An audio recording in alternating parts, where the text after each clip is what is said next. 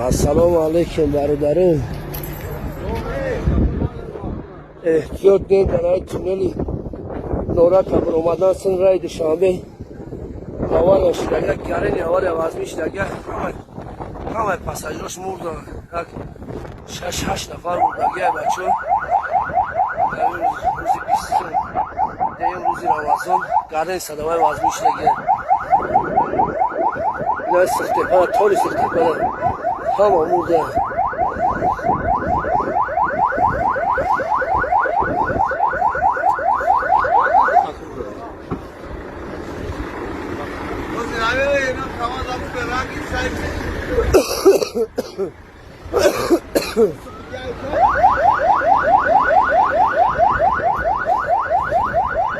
Ne mi böyle çabacak şu?